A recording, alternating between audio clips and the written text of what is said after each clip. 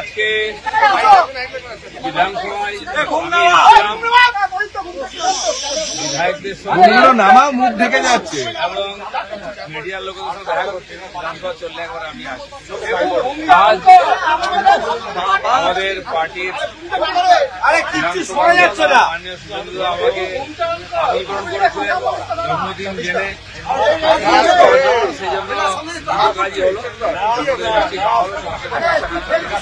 শুভেচ্ছা বিনিময় হলো। আপনাদেরকেও একটা বিষয় দু একটা কথা বলার আছে আমার, সেটা হচ্ছে যে আমি শুনলাম বিধানসভাতে বঙ্গভঙ্গ বিরোধী বিল প্রস্তাব। আমি জানি না যখন বঙ্গভঙ্গ হয়েছিল তার বিরুদ্ধে কি বিধানসভায় আলোচনা হয়েছিল, কিন্তু ঘুরিয়ে ফিরিয়ে একটা জিনিস প্রচার করা হচ্ছে বিজেপি নাকি পশ্চিমবঙ্গকে ভাগ করতে চায়। আমি জানি না বিজেপি কোথায় কবে প্রস্তাব নিয়েছে, কোথায় প্রতিশ্রুতি নিয়েছে, কোথাও ম্যানিফেস্টোতে লিখেছে আমরা পশ্চিমবঙ্গকে ভাগ করতে চাই। আমরা আমাদের যিনি জন্মদাতা তিনি পশ্চিমবঙ্গে জন্ম দিয়েছেন ডক্টর শ্যামাপ্রসাদ মুখার্জি। যেন পশ্চিমবঙ্গের প্রতি আমাদের যে মমতা এটা কারো চেয়ে কম নেই বা আমাদের ভালোবাসা কিছু কম নেই।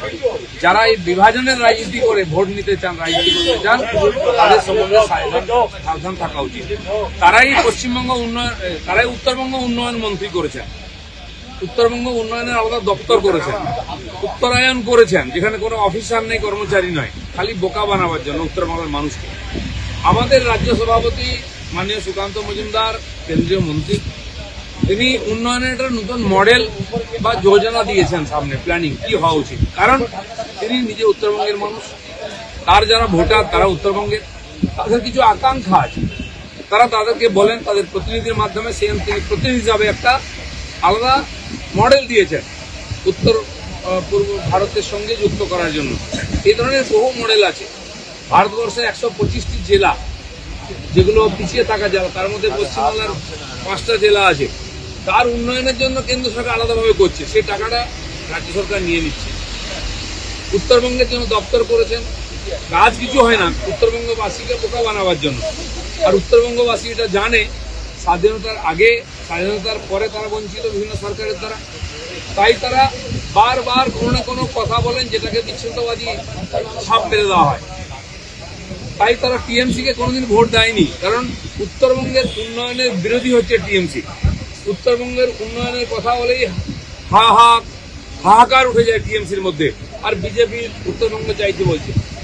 গোর্খাল্যান্ডের কথা কে বলেছে?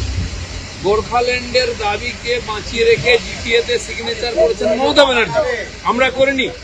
তারা আমাদেরকে দেশপ্রেম শেখাচ্ছে। কামতাপুরী আন্দোলনের নেতা আজকে কার সঙ্গে আছে?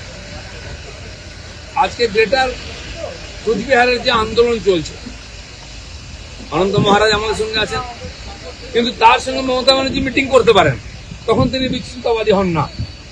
তো আজকে ওখানকার মানুষের যে আশা আকাঙ্ক্ষা, উন্নয়নের যে আশা, তাদের যে অধিকার, সেটা প্রতিষ্ঠিত করার জন্য যদি কেউ কথা বলে সে বিচ্ছিন্নতাবাদী।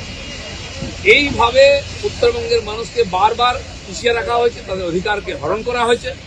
তার বিরুদ্ধে আমাদের অনেক নেতাও আওয়াজ তুলেছেন, আর তারা এই জন্য তুলেছেন যে ওখানকার মানুষের যে আশা আকাঙ্ক্ষা সেটাকে একটা আওয়াজ দিয়েছেন ওনারা।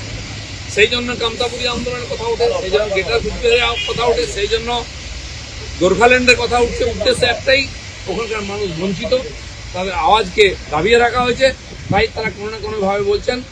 আমাদের মধ্যে অনেক নেতাও সেই বিষয়কে তুলে ধরেছেন প্রতিনিধি হিসাবে, কিন্তু ভারতীয় জনতা পার্টি কখনো কোনো প্রস্তাব নেয়নি, কোনো কথা বলেনি, কোনো প্রতিশ্রুতি দেয়নি যে আমরা বাংলাকে ভাগ করবো।